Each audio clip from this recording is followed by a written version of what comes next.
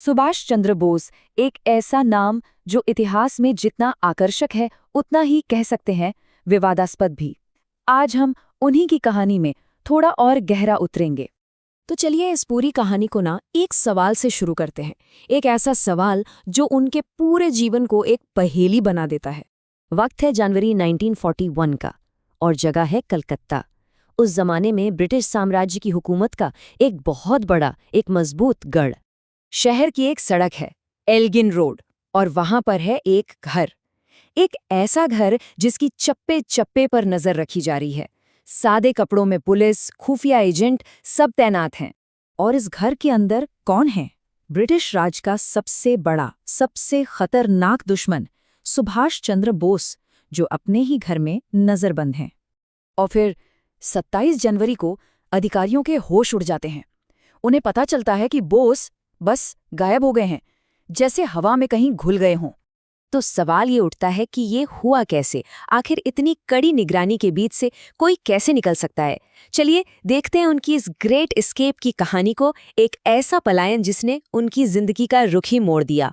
तो देखिए, ये कोई अचानक लिया गया फैसला नहीं था। ये एक बहुत ही सोची समझी, बारीकी से प्लान की गई यात्रा थी। एक ऐसी यात्रा जो महाद्वीपों के पार जानी थी और जिसका मकसद था भारत की आज़ादी की लड़ाई को एक नए स्तर पर ले जाना। लेकिन सवाल यह है कि इतना बड़ा जोखिम उठाने की जरूरत ही क्यों पड़ी? इस क्यों का जवाब जानने के लिए हमें थोड़ा सा पीछे जाना होगा और समझना होगा कि सुभाष चंद्र बोस आखिर थे कौन।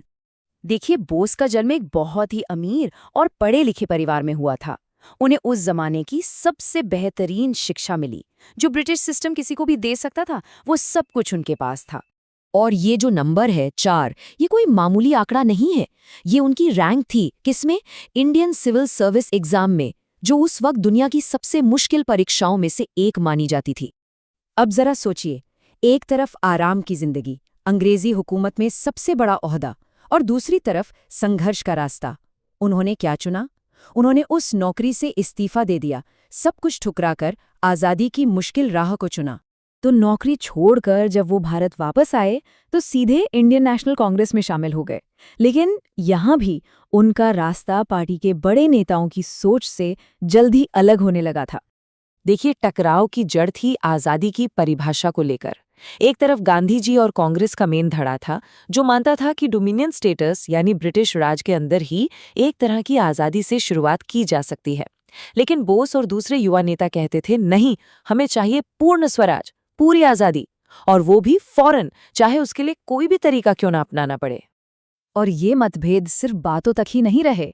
मामला तब और बढ़ गया जब 1939 में गांधी जी के पसंदीदा उम्मीदवार को हराने के बाद भी बोस को कांग्रेस अध्यक्ष पद से इस्तीफा देने पर मजबूर होना पड़ा। बस यही वो मोड़ था जहां उन्हें समझ आ गया कि कांग्रेस के अंदर रहकर वो अपनी लड़ाई नहीं लड़ पाएंगे, और यहीं से जन्म हुआ फॉरवर्ड ब्लॉक का। अब जब देश के अंदर रास्ते बंद होते दिखे तो बोस ने बाहर की तरफ देखा। उनका मानना सीधा था, दुश्मन का दुश्मन दोस्त होता है, और इसी सोच के साथ उन्होंने अंग्रेजों से लड़ने के लिए भारत के बाहर एक सेना खड़ी करने का फैसला किया। और इसी मिशन के दौरान 1943 में सिंगापुर में उन्होंने वो ऐतिहासिक नारा दिया जो आज भी गूंजता है, तुम मुझे खून दो, मैं तुम्हें आज़ादी दूंगा। ये सिर्फ एक नारा नहीं था, ये एक आह्वान था, एक पुकार थी। और इसी आह्वान पर उन्होंने इंडियन नेशनल आर्मी यानी INA की कमान संभाली। सोचिए, हजारों भारतीय सैनिक जो युद्धबंदी थे, उनके अंदर बोस ने आज़ादी की एक ऐसी आग जलाई कि वो एक जबरदस्त लड़ाकू सेना में बदल गए। और सबसे दिलचस्प बात क्या है जानते हैं? उन्होंने अपनी इस सेना में भी एक एकजुट भारत की सोच को जिंदा रखा। अरे, उन्होंने तो अपने ब्रिगेड के नाम अपने राजनीतिक विरोधी गांधी और नेहरू के नाम पर भी रखे थे। ये दिखाता है कि मतभेद अपनी जगह थे, लेकिन लक्ष्य एक ही था, भारत की आज़ादी। उनकी बनाई आरज़ी हुकूमत आज़ाद हिंद यानी भारत की पहली आज़ाद सरकार सिर्फ नाम की सरकार नहीं थी, ये बिल्कुल एक असली सरकार की तरह काम कर रही थी। उसने अंडमान निकोबार को आज़ाद कराया, उनका नाम शहीद और स्वराज रखा, और तो और भारतीय ज़मीन पर कब्जा करके वहाँ अपना शासन भी चलाया। लेकिन किस्मत ने साथ नहीं दिया।